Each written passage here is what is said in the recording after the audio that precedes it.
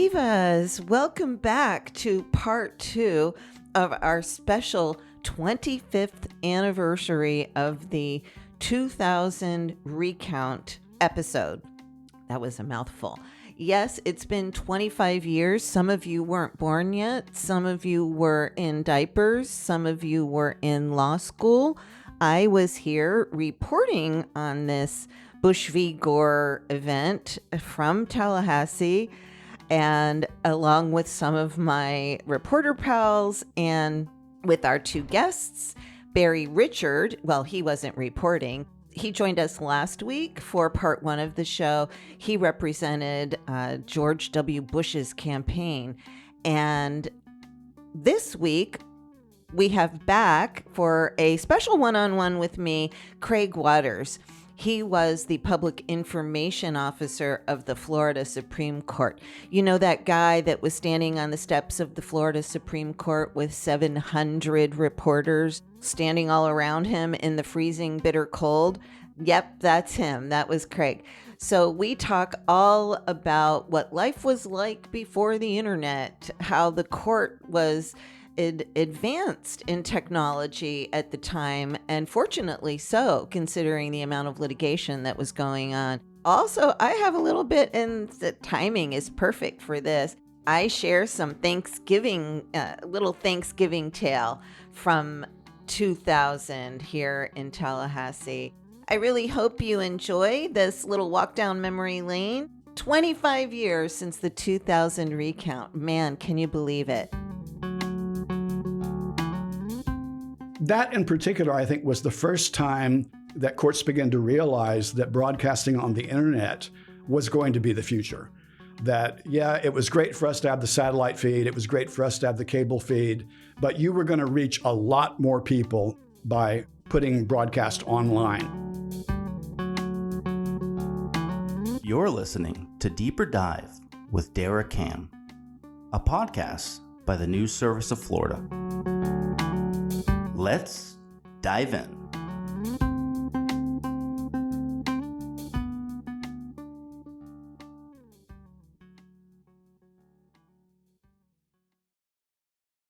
Divas, welcome back. Before we get started on this week's episode, I would like to take a moment for a point of personal privilege, as they call it here in Tallahassee, to say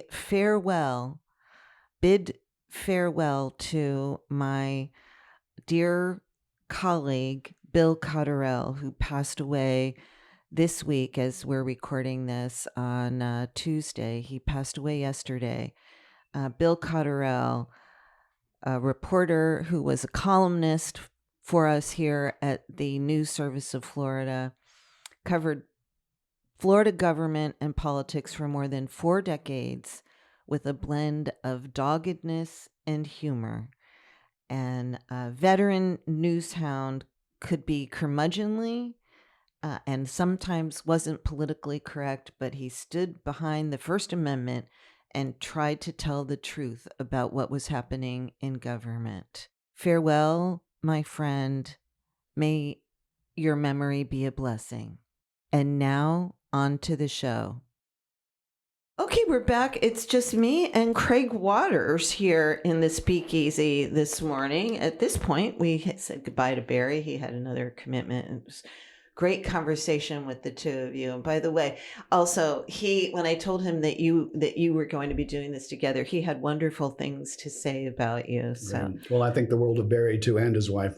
I'd like to talk a little bit about the technology at the court and some of the things that you did to bring cameras into the courthouse, and, maybe not just focusing on the recount, but just the operations of the court, the technology, the internet. And he kind of poo-pooed my questions about technology, but there was a lot of paper floating around back. A tremendous amount of paper, right?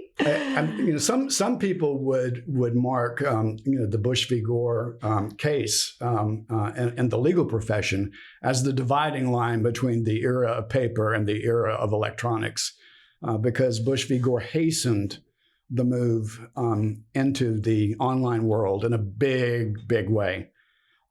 Particularly for the lawyers that were involved for filing your motions and stuff, you had to run over to the courthouse to do it. I distinctly remember, that Thanksgiving morning of 2000 when the Gore campaign announced they were going to file something that morning at the Florida Supreme Court. Well, the court was closed for Thanksgiving, and but we certainly didn't want to seem like we were not receptive to the to the tight deadlines here. But I had the clerk of court on the phone. He was out of town, and I was in the building. One of the security officers let the courier for the Gore campaign bring the papers in, and I was on the phone. The clerk told me where I could find the file stamp, and I found the file stamp and file stamped it myself, and then went in to prepare the statement I was going to make to the press about what had just been filed. But that was an example of the paper world. Okay, so that was Thanksgiving Day? Yes. Okay, so this gives me a chance to share one of my anecdotes, because I worked for the Associated Press, which was the only union shop in the media world at the time. And why do I know that? Because I filled out timesheets and I worked 8 80-hour weeks in a row. So I made, being union, I made a lot of overtime. Right. I was doing broadcast. We had a broadcast division. So I was reading radio writing for radio in the morning. And that shift started at 5 a.m., 5 or 6 a.m. I can't remember. But I was doing that. And then after I'd come off of the broadcast shift, I'd switch over to the print shift. Right. And we had media folks from all over, AP folks from all over the country had come in and were helping us. It was a huge bureau we had at the time. 8 80-hour weeks in a row with one day off, and that was for Thanksgiving. And Thanksgiving weekend was the weekend of the FSU UF game. And all the hotels had been booked for a year.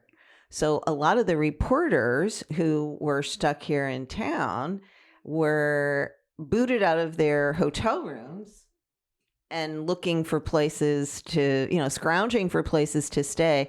And so I had a friend who had a huge house down in Wakulla County, and very interesting piece of property. And I decided I had that one day off. I was going to do Thanksgiving dinner for all of the reporters and just, have a day off to relax. And my ex-husband at the time, he helped with a lot of the cooking. People brought dishes, and word went out that I was doing this, and I was getting messages or phone calls, messages on my BlackBerry or phone calls from people saying, "Hi, I'm the reporter from U.S. News and World Report, and I heard you were doing something for Thanksgiving." So I was hosting all these the orphans here in Tallahassee for Thanksgiving. So that's how I remember that one day off in that period of time. It was, electric. It was it just really, to me, truly awesome as a reporter. There were two things that I've covered that really, I think, made me aware of being a part of history. And the election one was sort of in this space, and the other was the Obergefell decision. I never can say it. The gay marriage, the same-sex marriage decision, and covering that litigation from the Florida on the Florida side, and being in the courthouse the day here in Tallahassee, the day that those first marriage certificates were being issued, and attending a wedding of two of the plaintiffs who became my friends in that litigation. Those were the moments in my 30-year career that I feel like I knew I was covering history, and this was something that was going to go down in the record books, and I felt very awed to be a part of. Yeah. Yeah, I know. I felt that weight of history as well, and I think that was one reason why I was determined that a full story of what was happening at the Florida Supreme Court get out and not be suppressed and not be smothered under the public relations that was being directed in a very negative way at the court. What do you think if that were to happen today? Do you think that the reporters would have the same kind of access or the same kind of debriefings, or because those were very helpful, just knowing process and well, everybody is so accustomed to the online world now. It's almost hard to remember what it was like. You're right. 25 years ago. That's right. And the Florida Supreme Court was unusual. And, we put our first website, and in fact, I did it myself. We put our first website on the web in 1995. It was a tiny little thing. It was 16 static pages that did little more than tell you about the biographies of the justices and the history of the court. That was it. And at the time I did it, everybody viewed the internet as just this sort of novelty. It was not taken seriously at all. I mean, I ended up programming the website because our IT department at the Supreme Court did not take it seriously. Oh, wow. But Justice Ben Overton, who was the technology justice at the time, he was assigned to cover technology issues, was adamant that we were going to have a web page. And when our IT department refused to develop one for him, said they didn't have the time, he came to me and asked if I could do it. And I said, sure. Oh, that's funny. 1995. Right. And so, of course, the internet began to develop quite rapidly. By 1996, we had begun putting all of the filings and opinions online in high-profile cases, because that was something that was manageable. I could do that myself, without putting additional labor onto somebody else. But by 1997, my boss, Chief Justice Gerald Kogan, had gotten together with FSU President Sandy Dalembert and got the funding to start broadcasting Florida Supreme Court oral arguments on satellite, on cable, and as almost an afterthought on the internet. The internet broadcasts were viewed as sort of, a minor thing, because back then there were so many bandwidth problems. I was just going to say, you had dial-up modems, right. And if you're using AOL back then, it was very hard to even make the video work. Right. But we decided to do that because were you doing video and audio, or just video? We started out with Real Player, which was video. That's and right. audio. I remember Real Player. Oh my gosh, that's ages ago. I know. But by 1997, we were actually at a basic level already broadcasting our oral arguments, every single one of them from start to finish online. And so that gave us a good 3 years before Bush v. Gore hit us. Keep in mind, though, that for the rest of the world, I don't think many people were other than young geeks who were playing with their compacts or whatever. Most people were not aware of the internet. It had not really come on the scene, and that certainly was true with the legal profession and the journalism professions. There were some that were more advanced than others, but most really didn't view this as important.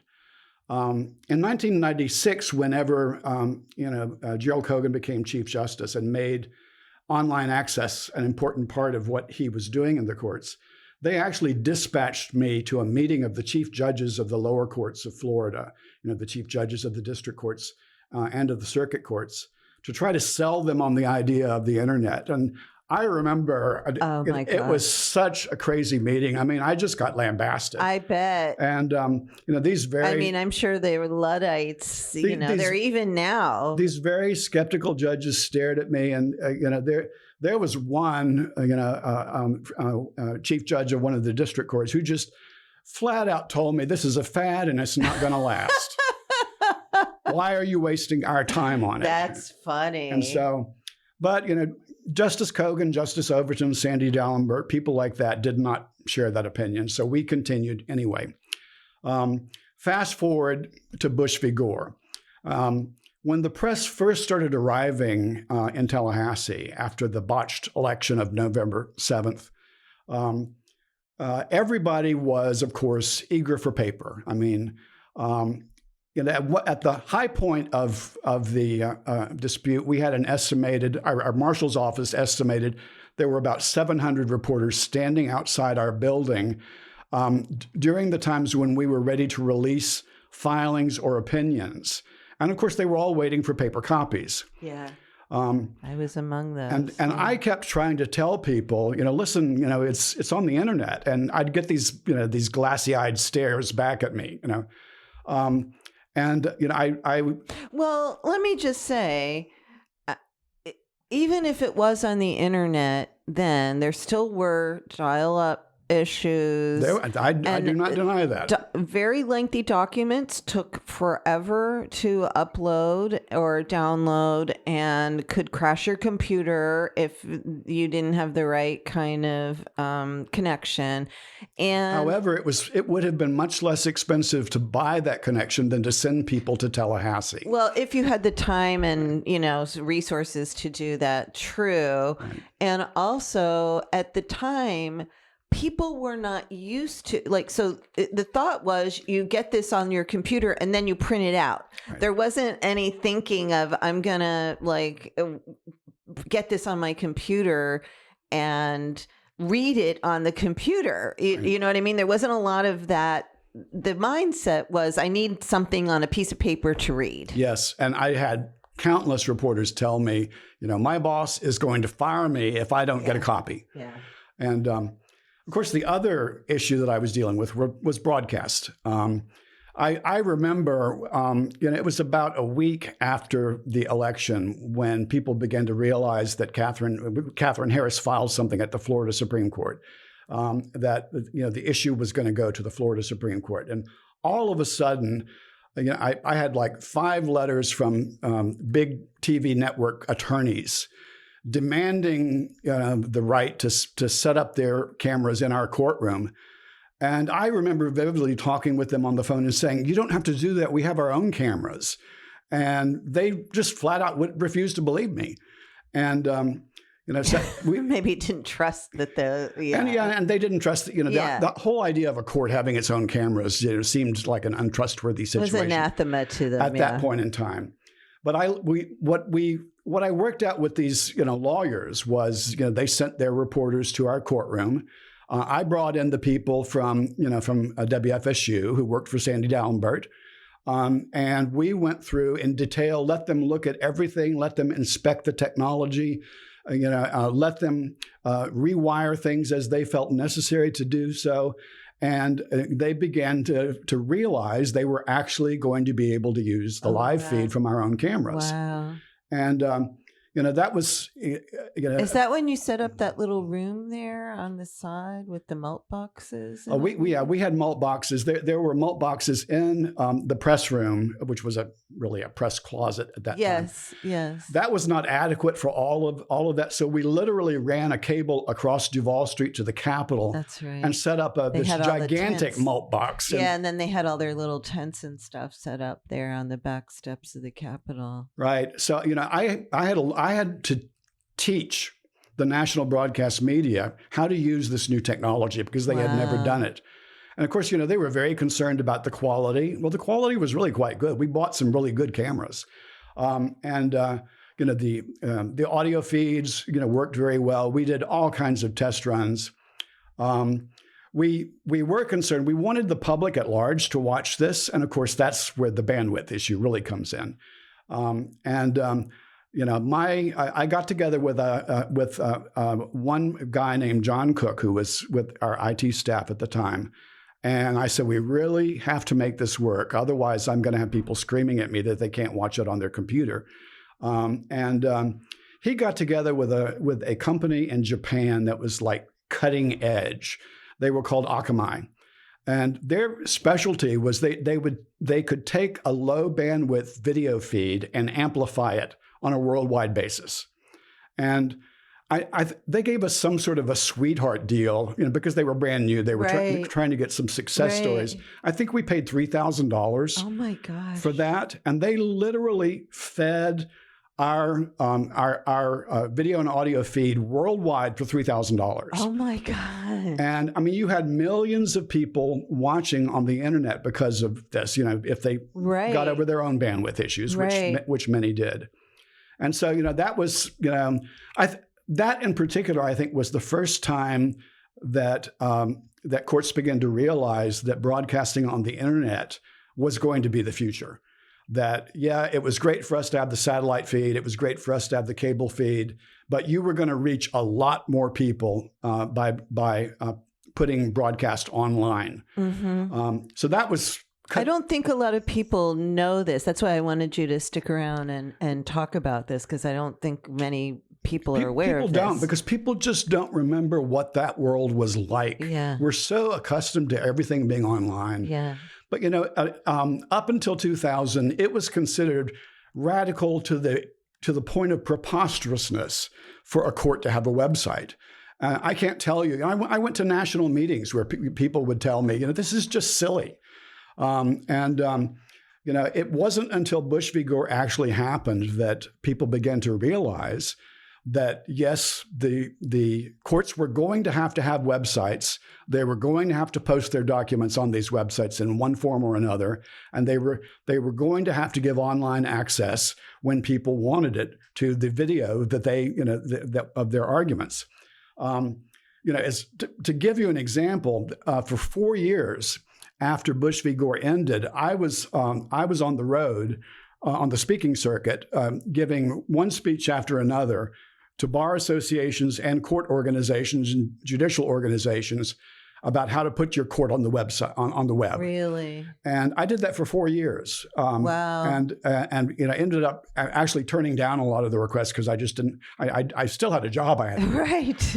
And but the crazy thing about having the documents online, because we were posting in PDF, which is still the standard format. Yes. But most people really didn't understand how that worked. The idea of downloading and printing on your own printer was alien to everybody. But we had one episode that was the dividing line between, when people refused, when the journalism profession and even some lawyers refused to, believe in that world until they realized they were going to have to change to that online world. We had a number of copy machines in the Florida Supreme Court building, but we had one high production machine. And I mean, it could churn out copies so fast, it was, almost like printing, printing press. But we were doing just fine until we got to one of the opinion releases, and that high-speed copier crashed and burned. I mean, it literally was smoking. And so we no longer could produce the number of paper copies that we had been producing. And we had reporters standing in line out in front of our building waiting for their paper copies for hours. As we tried to, I think we even commandeered some of the copy machines at the First District Court of Appeal, which was a block away at the time. Right. And, so people slowly got their paper copies, but I was out there telling them, and of course I was getting calls from the national headquarters of these different media organizations complaining. Mm-hmm. And every time they did that, I would say, you can download it from our website. And, it was like slowly I watched the light bulbs go off. And I remember vividly, some of the reporters who were at the very end of the line for the paper copies, they'd go running across the street to the tent of their organization to, report on what happened, only to find out that, that their headquarters in Paris or Moscow had already printed out the PDF and reported it. And it was after that I noticed the number of reporters began to start shrinking. Right. As people realized, they did not have to be in Tallahassee to actually get paper copies. Right. And because it wasn't just the opinions that we were getting was from all you. the filings. It was all the filings. All yeah. the orders, everything that was filed in each of these cases, and there were a bunch of them. Yeah. All of those went online before we even announced, that they were available. Yeah. That was amazing. And so, that was the point in time when I think, courts and the journalists who cover them began to realize, that you had to have this online presence for documents to prevent the kind of pileup of people we had right outside on the front steps of the Florida Supreme Court. And keep in mind, courts are big on decorum. They want things to look orderly and smooth. And when you have a lot of people, journalists or whoever waiting outside, with tight deadlines, for copies of the opinions, the scene can get very disorderly. And nothing brought that home more than what happened outside the U.S. Supreme Court building, which was not online at the time. They had no website at all. And they began distributing paper copies of one of the opinions. And you literally had reporters crawling over each other to grab paper copies and then run breathlessly to their TV cameras to try to find the essential holding of the... We call it the nut graph. The nut graph. And I remember in one of the cases, the nut graph was on page 47. Right. And and these are non-lawyers. And these are non-lawyers trying to find that. Yes. So you can imagine, the scene of these reporters, they're gasping for breath and they're flipping through this opinion, trying to find, the essential holding to announce. And of course, mistakes were made. You had, some people mistook one of the court's characterization of an argument as the holding, when it was simply the court saying one attorney has argued this. But they missed the point where it said, but another attorney argues the opposite. Right. So again, it's easy to make those kind of mistakes when you're doing things on the fly. Yeah. It just, when you were talking about reporters scrambling over each other, that kind of reminded me of this happening. And it did happen that Shepard Smith, I think it was, that was ran over a reporter who was standing in a parking spot. Because remember now. I actually witnessed that. I was one of... Oh, great. Tell us about the reality, because there's people who think that was just a myth. It was not a myth. Yeah. It was very early on. And, the satellite trucks, of course, had to gas up periodically. And one of the satellite trucks... They were lined all the way down Adams Street and Duval Street. They were everywhere you could fit one. Yeah. And this one had a prime location because it was between the Capitol and the Supreme Court building. Well, they went to gas up and they stuck a reporter, a lady reporter. Right, female. I can't remember. Martha something, I think. Yeah, it started with an M. But she was literally standing there holding the place. Mm-hmm. And another satellite truck was, circling around trying to find a spot and decided they were going to take that. And so she's there, waving her hands for the truck not to come into the space. And the other satellite truck literally knocked her to the ground with the bumper. And the driver was immediately arrested by all of the law enforcement who were there witnessing it with me. I was out on the front steps with them. Right. And so it was one of the craziest things I've ever seen. Yeah. I mean, that's how intense that period of time was. We'll be right back with Craig Waters. 160 miles per hour or more. That's the strength of today's hurricanes. Winds that turn debris into deadly weapons. Storms that intensify overnight. They're hitting harder, faster, closer. Our homes have to keep up. Build for 160 and beyond. Go to beautyofblock.com/impact/southeast to learn more.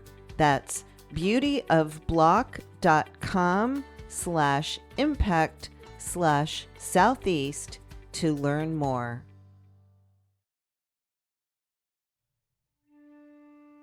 Divas, you know what time it is. What time is it? It's time for the news in haikus. The news in haikus. Recall the Recount. Lessons learned on Adams Street. Turkeys? Pie? Oh my. The news in haikus. Don't forget, we'd love to hear your haiku. You can slide them into my DMs, or you can send them to podcasts, that's podcasts with an S, at e.newsserviceflorida.com. Wherever you're listening, please don't forget to subscribe and give us a rating if you like what we're doing. And we're back with Craig Waters. What was your most memorable moment of the recount? God, again, there were so many of them. Well, you shared quite a few of them with us already, but I think perhaps the craziest moment was when I began to realize that I could no longer go outdoors unless I had an official announcement to make. And this included going home, for example. We had to develop strategies like, to get me out of the building when I just needed to go home and get some sleep or whatever. I ended up having friends bring food into the building to me because I just couldn't go out to get it myself. I remember quite well the day that the marshal came in to me, and he brought one of his young deputies who was carrying sidearms, and told me that he was going to go with me everywhere I went outdoors. wow. And they had been getting some kinds of threats. And of course, a lot of people were confused about who actually was making the decisions. Of course, I was out there reading a summary of the decisions. Right. And so inevitably, some people thought I was the one making the decision. So there were actually threats being made at me because of that. Although I heard that the justices really liked the idea of me getting all that attention and not them. Well, you were the face of the Supreme Court, really. Yeah, that iconic I never picture of expected that you. to happen either. I mean, Yeah.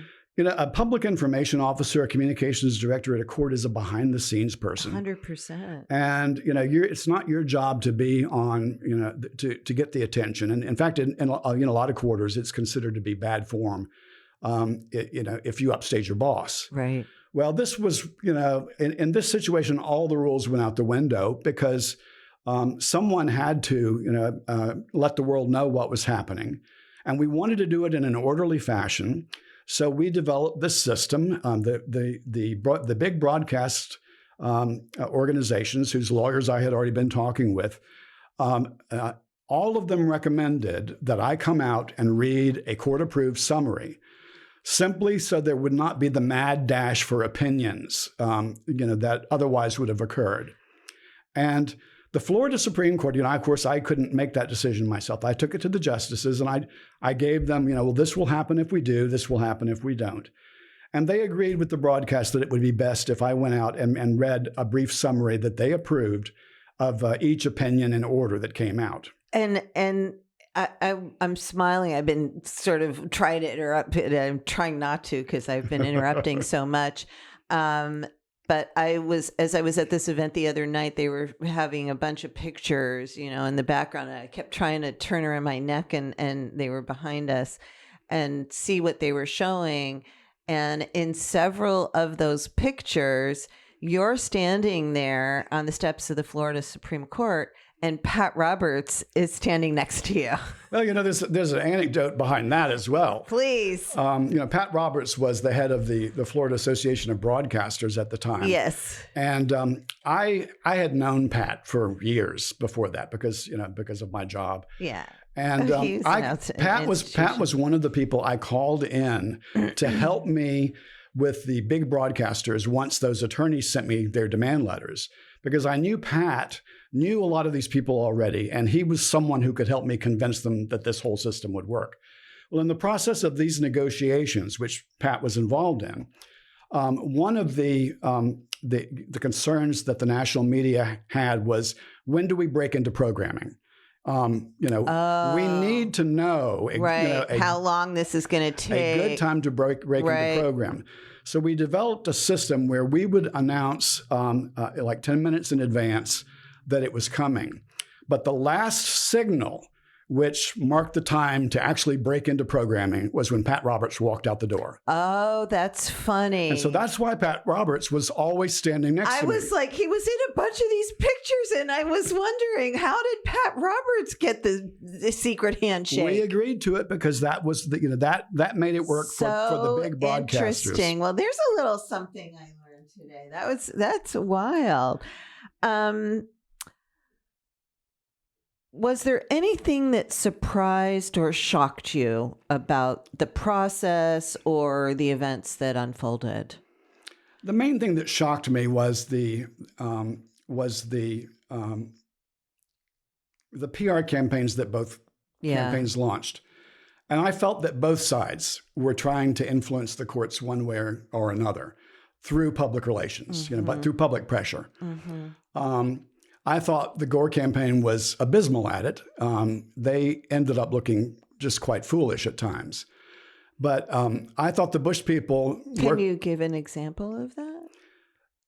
The Gore people would try to counter the spin of the Bush people, but the implications of what they were saying suggested that the Florida Supreme Court, was going to rule for them no matter what. The Republicans have always been, since 2000, and I don't know if it began then or if it predated that, I think it goes back to Ronald Reagan, very, very adept at framing the narrative. Yes, they are. Very adept at framing the narrative, and the Democrats are always on the back foot, and they are reacting.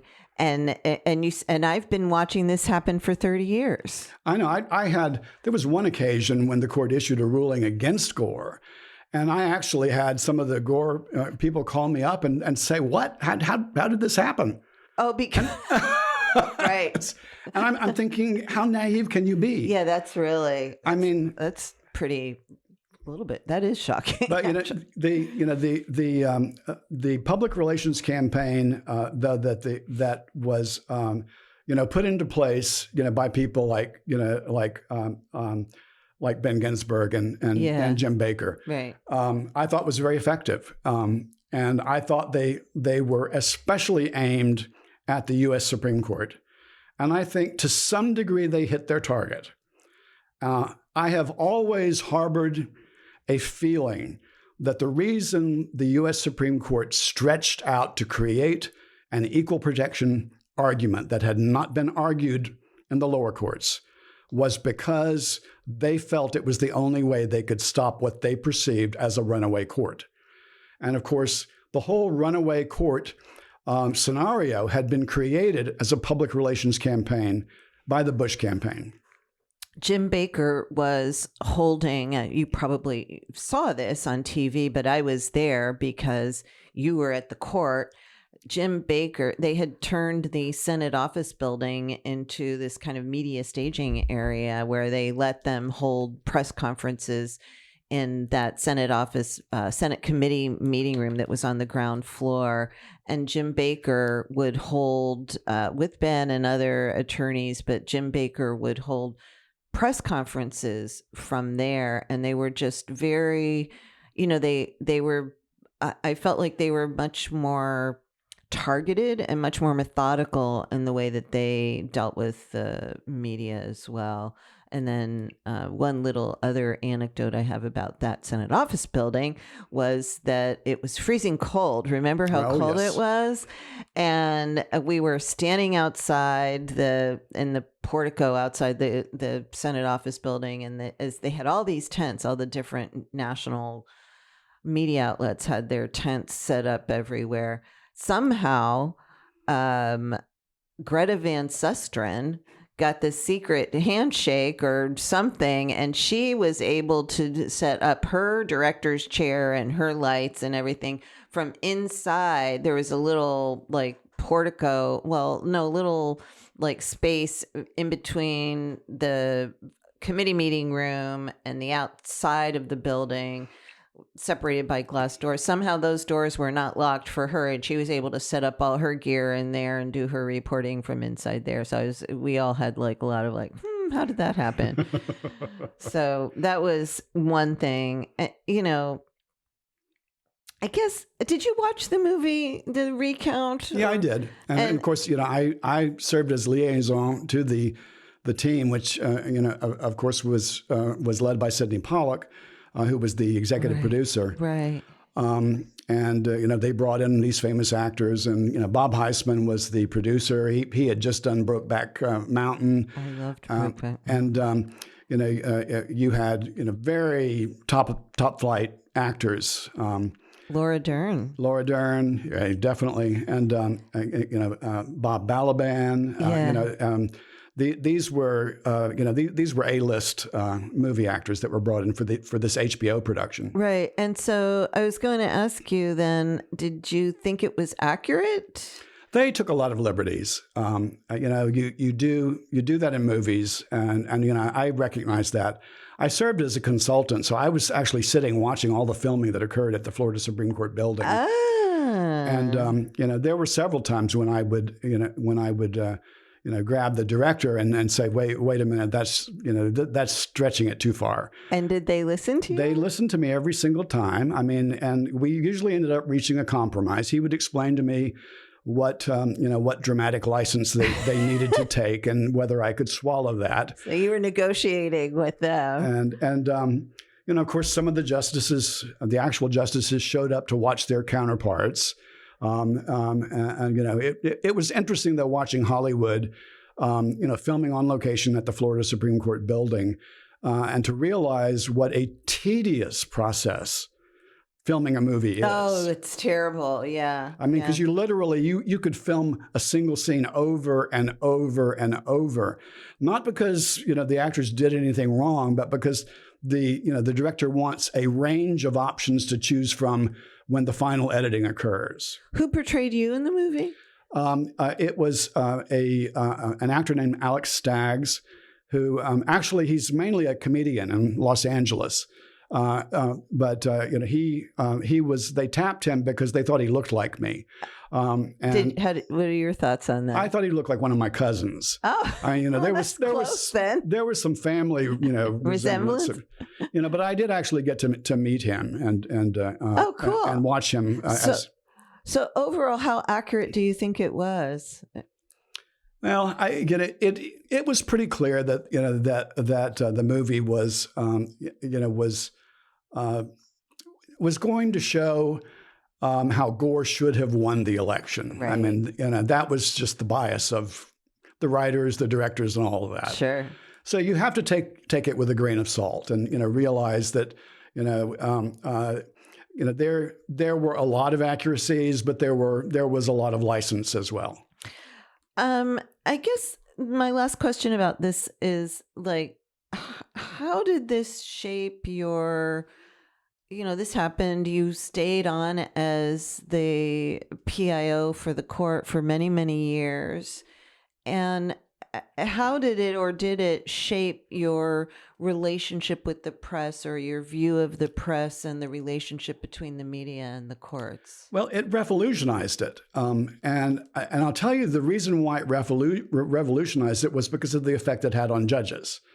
I mean, the attitude that I faced from judges across the board, with exceptions of, you know, Gerald Kogan and Ben Overton and a few people like that, was that courts simply should not talk to the press. Don't have anything to do with them. Don't trust them. That was the attitude most judges had. And what these judges saw, and in fact, what put me on the speaking circuit for 4 years, was the fact that I went out of my way to accommodate the press, and it worked. It clearly created a good impression of the court's openness, and it helped to counter the negative spin that was being directed at the court for the holdings that it was making. And you know, over that next 4 years, as I was speaking to judges and and lawyers and court staff about that. That was the one remark that everybody was making is that it was clear, that granting the degree of access I did, and instead of creating problems, when it's properly managed and managed in a cooperative and mutual way, it can lead to a positive result.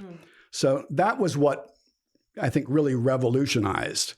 And in the wake of Bush v. Gore, you start to see professional groups created for court communications staff. A national organization came into being, and I ultimately ended up founding one here in Florida, which still exists for the Florida Court Public Information Officers.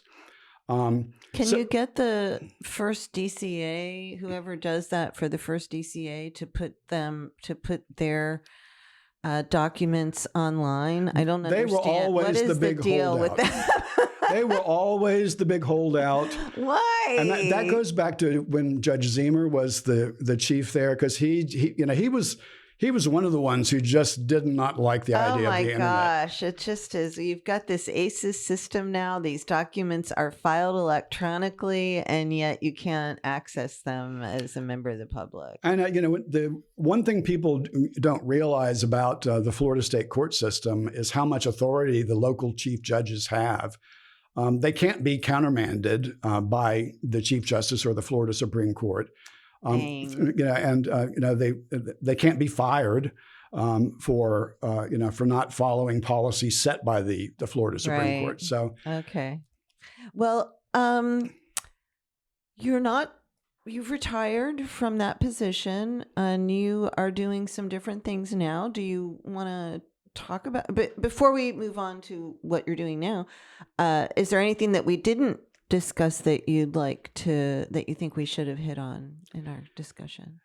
Well, there were so many aspects of that. I can tell you, I was dealing with courts both before and after Bush v. Gore, and it really is amazing to me how much that one event changed the attitudes of courts about their relationship to the press and the public. I think that really shouldn't be.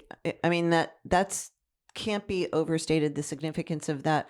I was thinking as you were talking about that earlier, that Justice John Curiel, who's sitting Supreme Court Justice, has been on the podcast and is a fan and listens. And Justice Curiel, if you're listening, I'm going to hit you up to come back and visit with us again soon. And I know that some of the justices, we had Justice Jamie Grosshands actually spoke at one of our events that we did at the news service. And so, the justices are coming out. I think you're seeing them. They're on not on the talk circuit, but they're making remarks, and they're, I think in a way that this is maybe new in just the past couple of years. Of course, they're much younger now too, right? And so they're more used to being in this age of social media. I think everybody's kind of morphed in their relationships with the media and with the public too. But I just, because there was a time before the recount, and even for many years after in some courts, where you just didn't try to talk to a judge. Right. You didn't, as a member of the media, they would almost run away from you. Right. And I participated in the reporter's workshop for many years. I was invited to do that, and I would get to have dinner with the justices at those, you know what I mean? And so there was some mingling and getting to know them as individuals. And I think that living in a small town like Tallahassee, even though we're the capital of the third largest state in the nation, it still has very much of a small townish It does. aspect. It's almost small town Georgia here. Yeah. So I think you do see the judges, the local judges. I don't really, I write, they end up handling a lot of the stuff that I write about. But, I think that we need to, I would like that to be more of a thing. I said I was doing this thing for the Inn of Court at the First Appellate Court last week. And it was so nice to sit down with the judge and, a couple of the judges and be on a panel with one and have dinner with another and just be able to talk, not... we're not that scary. Yeah. And, of course, I at one time was a member of the press corps before I went to law school. So I never had that feeling that the press should be scary because I was one of them at one time. I would like to say one thing, though, I think about how things have changed since Bush v. Gore. I mean, the amazing thing today about Bush v. Gore is that we had this worldwide news event happening in Little Tallahassee. Yeah. And everybody was outside. Nobody was worried about someone setting off a bomb or starting to shoot someone. Yeah. Decisions were being made that, one side strongly disagreed with, but they were being made in a peaceful way and in a public way.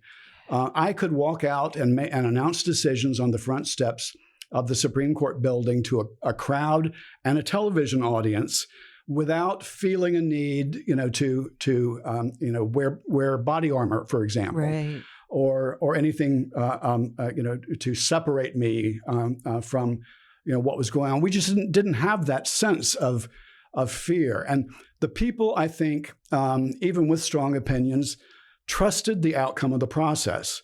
And in the end, when the U.S. Supreme Court made its final decision, everyone stopped counting ballots. Everyone put aside the legal briefs and accepted it and moved on. Gore conceded in a very gentlemanly way. That's right. And the nation moved on. Now, of course, what happened, the terrorist attacks a year later of September 11th, 2001 changed a lot. I certainly know that, because of what happened in our 2004 planning, that we would not have been able to go out into the public after 9/11 in the way that we had done before 9/11. Right. But you also seen, I think, a coarsening of the discourse where if you had the Gore people on the left side of the Supreme Court building and social media, and I'll get to that too. Okay. And a crowd of the the Bush people on the right hand side. Today, you would worry about a war breaking out between them, but that was not the case back then. Well, especially now because you can have a gun on you. Exactly, and. But you mentioned social media. I certainly agree that social media has contributed in a major way to that coarsening of the public discourse. Yes, that's what I was saying. And it does that by putting people in touch with each other who would never have really been able to practically get in touch with each other before. So if you have an extremist position, it's easier for you to find extremists on social media than it is to find them in your own neighborhood. Or groom them. Right. And so, social media has changed that as well. Right. If something like Bush v. Gore happened today, I don't think it would end as well as it did, in 25 years ago. Sadly, I agree with you. Sadly, I do. Did you want to talk about what you're doing now? Well, I am. I retired in 2022 after 35 years at the court. I am in the process now of moving back to my hometown of Pensacola. Pensacola is a beautiful place. I have bought a home on the east side of town there, and it's a home that's going to need a little renovation and a little re-landscaping. But that's going to be my big hobbies for the next few years. Retirement plan. As I get used to to life in Pensacola again after moving away from there in 1983. Wow. Well, Craig Waters, it has been such a pleasure to have you here in the Speakeasy and to be able to catch up. And I hope I get to see you when you're in town or come over and visit in Pensacola. Oh, please do. You're always welcome, Dara. Thank you so much. Thanks for joining us. Thank you. Thanks for listening to Deeper Dive with Dara, a podcast by the News Service of Florida, hosted by News Service senior writer Dara Cam and produced by me, Mike Exline. Music for the podcast was recorded by Periodic Labs, LLC.